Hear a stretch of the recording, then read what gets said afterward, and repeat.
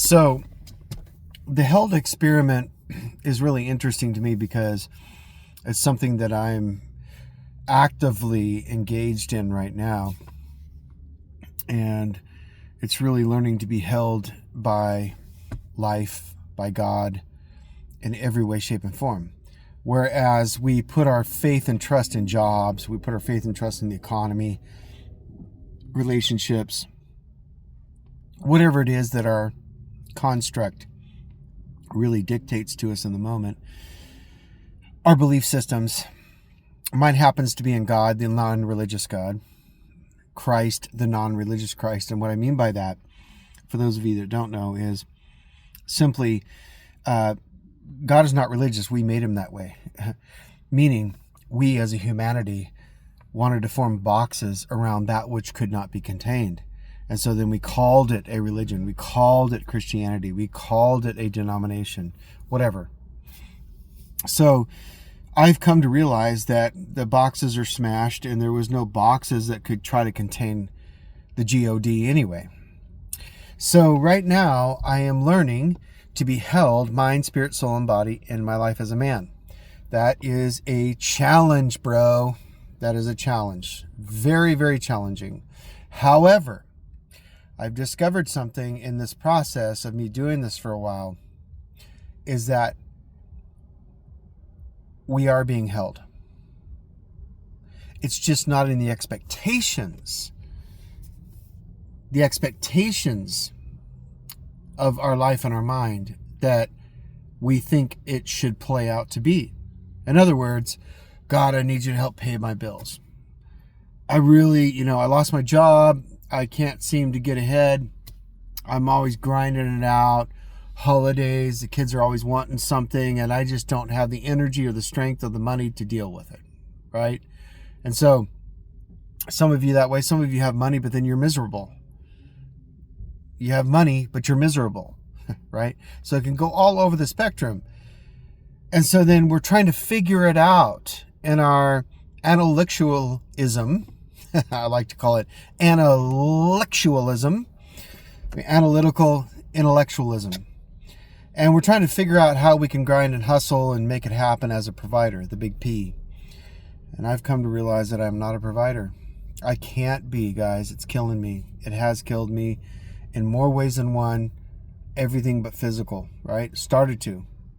And I realized something, that it's much bigger than me. I am not the provider, because if I was genuinely the provider, then it would completely depend on me as a human being in bone and skin, saying that I'm the provider of all things. Well, what happens when I can't provide? Well, then I'm no longer the provider. Well, you were never the provider to begin with.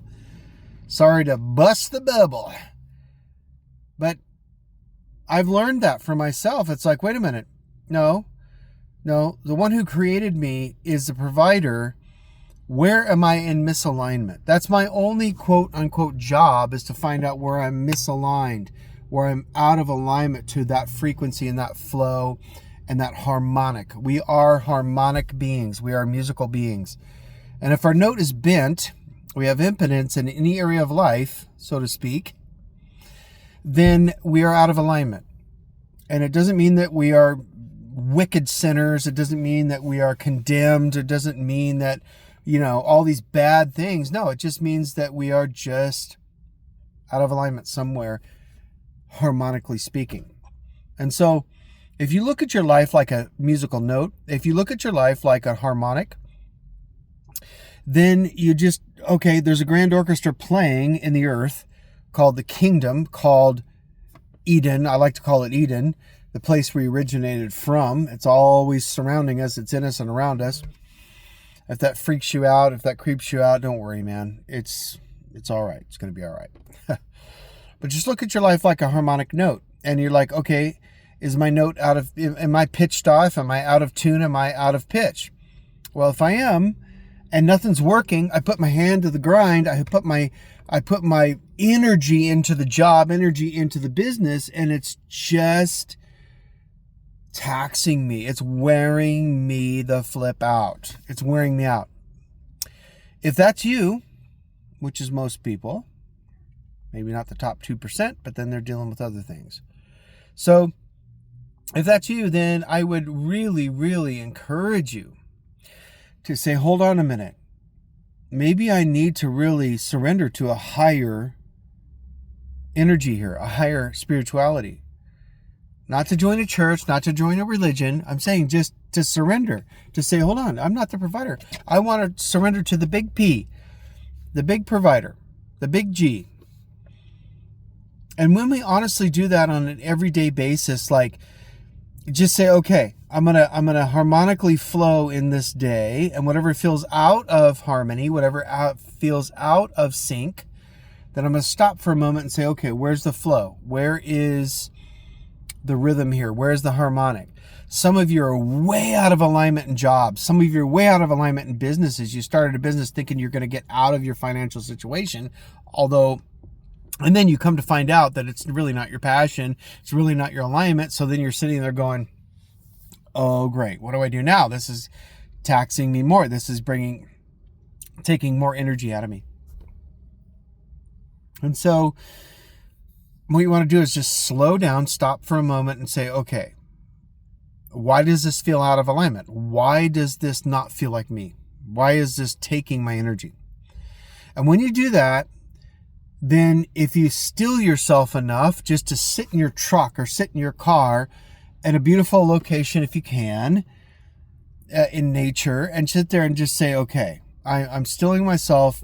I'm gonna just sit here and not let my mind go crazy, but just to witness what's going on in my life. Witness, be like the observer for a moment. Pull out, be the observer and say, okay, what's going on here? And then just let whatever rises, whatever bubbles up to rise up and bubble up. Don't be distracted. Just be quiet in your car, your truck. Quiet. And just say, okay, what is it? What's going on? Sure enough, it's not like it's going to take a long time to hear internally what comes up in your head, what comes up in your heart and your head to give you that vision to say, oh, okay, wow, yeah, what is my heart really saying right now? I've been letting my head do the dictating. It's been in the flipped order. See, the head is a computer processor that listens to what your heart and your spirit are saying. It's not the other way around. I know that a lot of guys are in their head, but if you're in your head, you're dead, right? So you let it drop down to the heart level and start feeling from this place being held. This is called the held experiments for the reason. H-E-L-D, not H-E-L-L. That's what you've been in. So let the heart speak. Let the spirit speak. Let your heldness speak. Let it bubble up, and you'll start to get a picture in your mind. You'll start to hear a small, deep, small voice. You'll start to hear a whisper. You'll start to just picture something, and then you act on that thing, no matter how small. Say, okay, is my heart truly in alignment with this job? Is my heart truly in alignment with this business? Is my heart truly in alignment with what I'm doing right now? If not, then it just means that your note is bent and you're out of harmony. Doesn't mean you're doing anything bad. Doesn't mean that you're a bad person. It just means that you're out of harmony.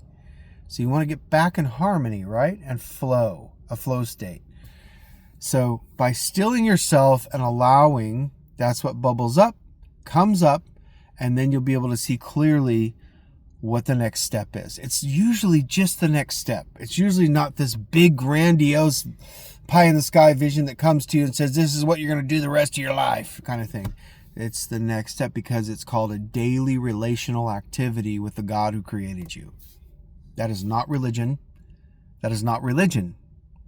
Religion has formulas and strategies and jump through all these hoops and rules and regulations, and you got to go to this church in order to be right with God, all that kind of stuff. No. That is man-made traditions and religions. It's so simple, guys. It's so simple. Just yield. Yield the ego. Yield the stubbornness. Yield the pride. And just say, I'm going to forgo those things for a moment, to sit here in stillness and let it bubble up so that I can see what's up, so I can see where things are going, because this is craziness right now. And this is why a lot of guys check out, right? They numb out, they check out, and they leave. We need more guys to stay rooted in who they are. Rooted in not saying that you have to stay in one geographical location. Rooted meaning that rooted in alignment with who you really are authentically. When you root in who you are in your authenticity, once you find that out by stilling yourself, then the true north of who you are is going to come up and say, okay, this is what really makes me hum. This is what really makes me flow harmonically. I'm in a flow state when I think about it. It doesn't matter what it is. If it's a flow state when you feel it and you think about it, you're like, okay. Now, how do I get in alignment with that? That's the question. The why factor. Why am I doing what I'm doing? And why am I not taking a step towards that which makes me come alive so I can be of service in a good way to humanity and myself and my family? So I just want to encourage you today. The held experiment is about being held, mind, spirit, soul, and body, like the hammock of life. You're being held in a hammock of love, whether you realize that or not. And that love is trying to say something to you. It's the love that created you. And that love will speak if you still yourself in the hammock of life. Just still yourself for a moment, each and every day. Do it each and every day until you begin to bubble up and hear something. And it may not happen the first day. Could happen the second day, third day. Could happen the first day. But just allow yourself to go there. You will be way better off for it. And you will thank me. You will thank God, more importantly. All right. Thanks for listening to the Held Experiment, and we'll see you on the next one.